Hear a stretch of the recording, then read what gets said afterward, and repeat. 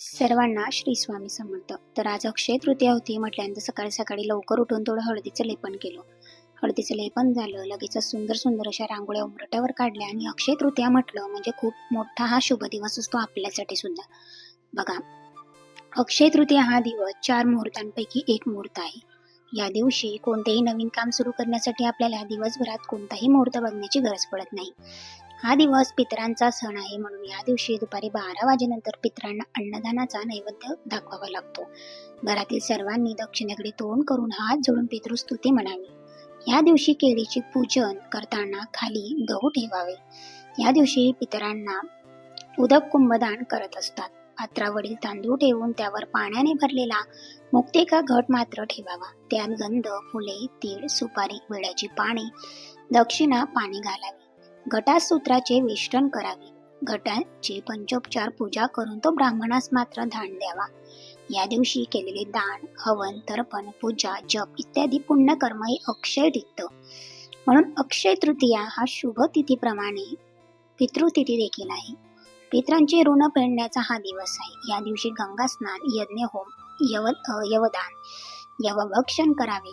पार्वती मातेचा उत्सव सांगता समारंभानिमित्ताने सर्व स्त्रियांनी हळदी कुंकू समारंभाचा मात्र कार्यक्रम ह्या दिवशी करायचा असतो. कोणत्या भागात ही प्रथा मात्र सुरू आहे किंवा कोणत्या भागामध्ये प्रथा थांबलेली आहे. काळानुसार प्रत्येक गोष्ट ही वेळेनुसार बदलत जाते. बघा, सुंदर अशी इथे देवपूजा करायची होती आणि छान छान असा उंबरठा सुद्धा सजवून झाला. कारण कसं असतं ना, एकदाचा का उंबरठा सजवून झाला म्हटल्यानंतर लगेचच देवपूजेला सुरुवात होते. छान अशी देवपूजा वगैरे करून घेतली. दिवसभरामध्ये बाकीच्या कामं सुद्धा आहेत, ते सुद्धा करायचे आहे. आजचा दिवस जितका सगळ्या गोष्टींसाठी पितरांसाठी शुभ आहे, तितकाच आपल्यासाठी सुद्धा शुभ आहे. कारण आजच्या दिवशी आपण पितरांचं जे काही करत असतो ते श्राद्ध कर्म किंवा पितृस्तुती वगैरे वाचत असतो, सेवा करत असतो. पण ह्या दिवशी काहीतरी नवीन गोष्टी खरेदी करण्याचं इतकंच महत्त्व आहे. मी सुद्धा काहीतरी घेणार होती, कारण माझ्याकडे तांब्याचा कलश नव्हता.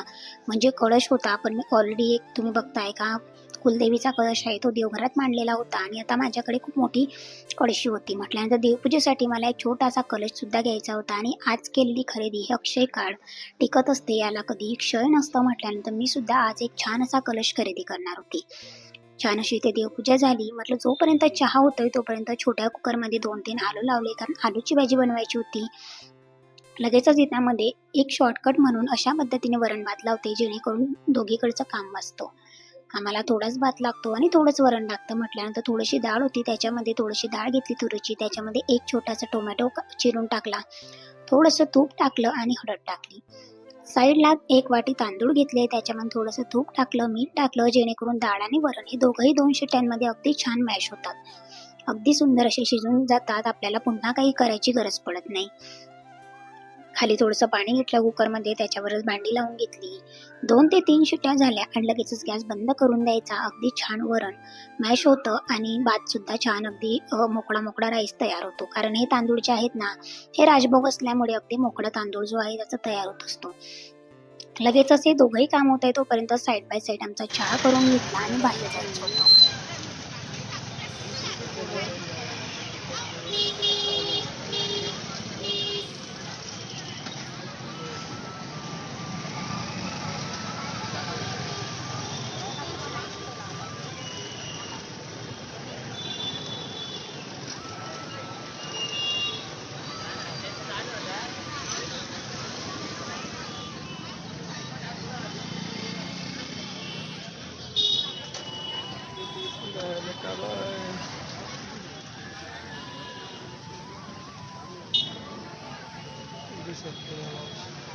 देवपूजेसाठी मला पुन्हा उद्याच्या देवपूजेसाठी थोडेफार फुले आणायची होती. लगेचच बाहेर जायचं होतं.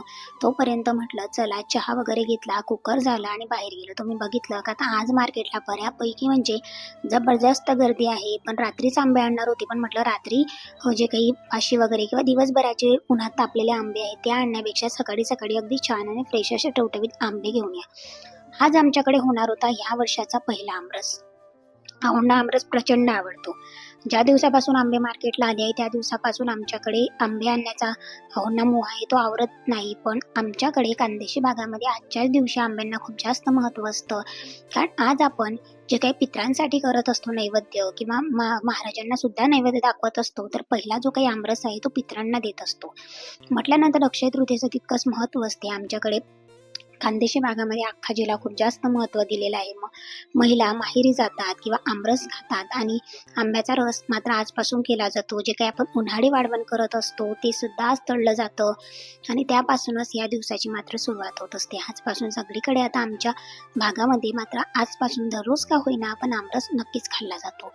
मी सुद्धा इथे थोडेच आंबे आणलेले होते कारण दोघांसाठी म्हटलं छान असे ताजे ताजे आपल्याला आंबे आणतात. तिथं अगदी फ्रेश आंबे घेऊन येत असते. म्हटल्यानंतर लगेच आंबे घेतले, घरी आले, थोडा वेळ त्यांना पाण्यात टाकले. तोपर्यंत पोळ्या वगैरे बनवून घेतल्या होत्या कारण ऑलरेडी भाजी, भात आणि वरण हे या गोष्टी सकाळीच आवरून झालेल्या होत्या. छान असा आमरस बनवून झाला आणि लगेचच एका छोट्याशा कढईमध्ये काढून घेतला आणि थोडा वेळ का होईना आपण फ्रीजला ठेवला आणि त्यानंतर महाराजांना सुद्धा मला नैवेद्य वगैरे अर्पण करायचं होतं.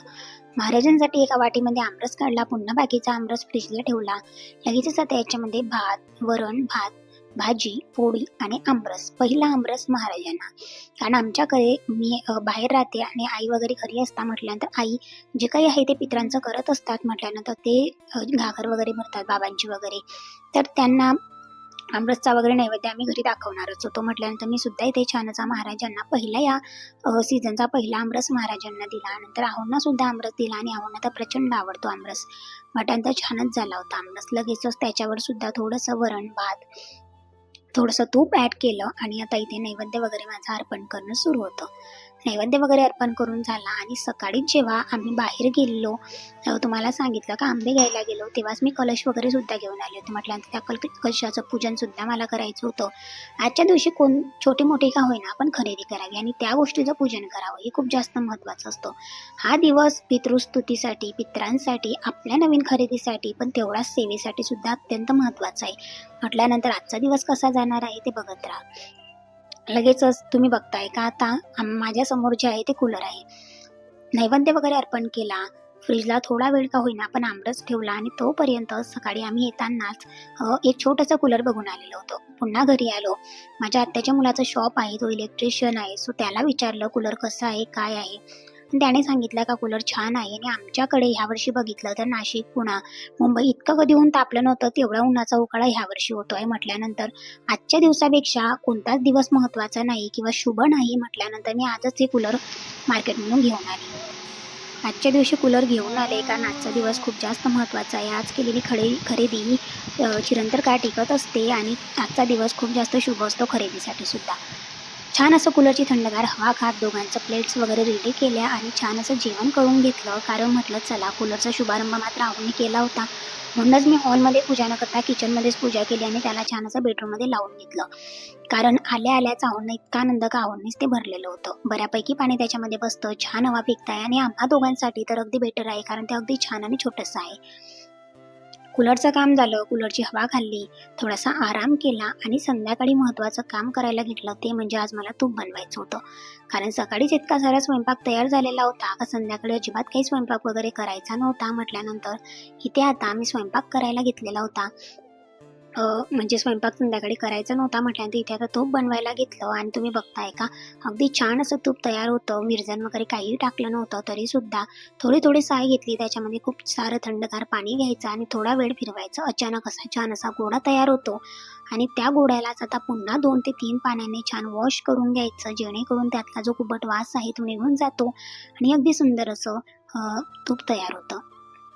मला सुद्धा तूप बनवायचं होतं किंवा बाकीचं सुद्धा आवरायचं होतं कारण घरी जायचं आहे, लग्नसुद्धा आहे आणि त्याचीच माझी गडबड सुरू होती. म्हणूनच आज तूप बनवायला घेतलं, नाही तर आजचा दिवस राहू दिला असता कारण सेवासुद्धा माझ्या बाकी होत्या आणि तूप बनवण्याचं काम झाल्याच्या नंतर आता पुन्हा मला सेवेकडे वळायचं होतं कारण सेवा बाकी होत्या. संध्याकाळचा स्वयंपाक मात्र तो राहिला म्हणजे करायचा नव्हता. ते काम माझं वाचलं होतं कारण सकाळीच इतकं सारं बनून जातं ना आणि किती खाणार आहोत. म्हटल्यानंतर आज आमच्याकडे कोणीही संध्याकाळी मात्र स्वयंपाक करत नाही. सकाळचं उरलेलं संध्याकाळी आता संपवायचं असतं.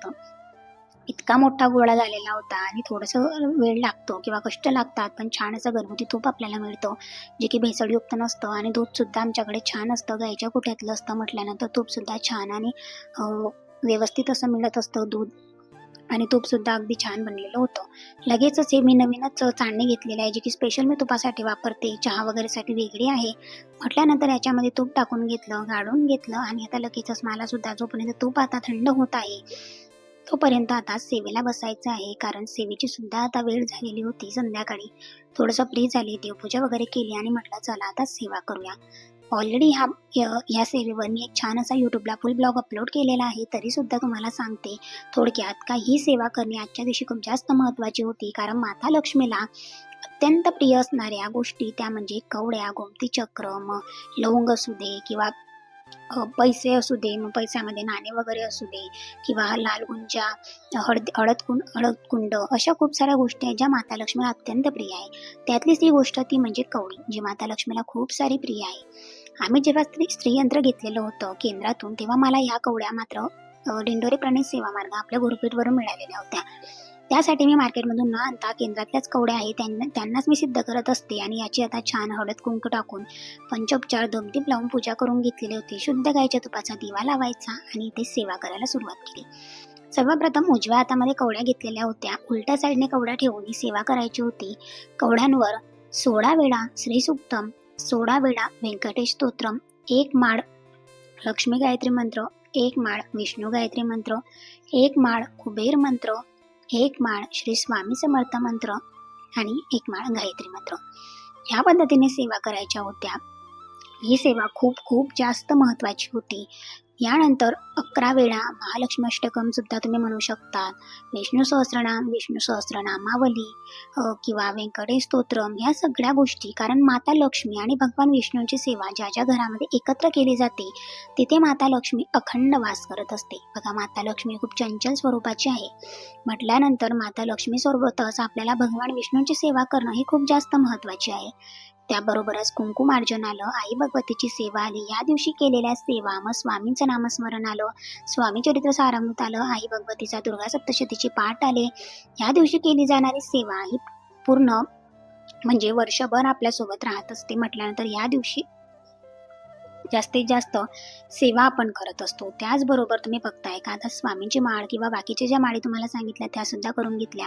माळ जप तुम्हाला एक एक झाला नाही तरी चालेल, पण तुम्ही 24 वेळा 16 वेळा या पद्धतीने सुद्धा करू शकता.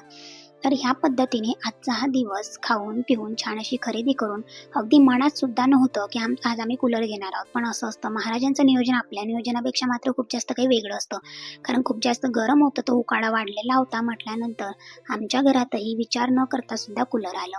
आणि ह्याच पद्धतीने आपण जर समाधानी राहिलो किंवा आपण जर जास्त गोष्टींचा विचार नाही केला तर महाराज आपलाच विचार मात्र नेहमी करत असतात. आपण फक्त मनोभावे सेवा करायची, कोणाचंही मन दुखवायचं नाही आणि आपल्याला जे हवंय ते महाराज मात्र देतात. आजचा ब्लॉग तुम्हाला कसा वाटला नक्की कमेंट्स करून सांगा. ब्लॉग आवडला असेल तर एक लाईक नक्की करा. तुम्ही जर आपल्या चॅनलवर नवीन असाल तर चॅनलला सबस्क्राईब करा, जेणेकरून तुम्हाला सुद्धा अशाच पद्धतीचे छान छान डेली ब्लॉग्स आपल्या यूट्यूब चॅनलवर बघायला मिळतील. तर सेवा करून झाली त्याच्यानंतर जी पोटली आहे ती मी ह्या पद्धतीने पोटली तयार करून ठेवत असते आणि वर्षभर माझ्या देवघरात ठेवत असते. यानंतर सुद्धा पौर्णिमा, दुर्गाष्टमी, मंगळवार, शुक्रवार या दिवशी तुम्हाला सेवा करून छान अशी ही पोटली पुन्हा अशा पद्धतीने तयार करायची. सगळ्यांना श्री स्वामी.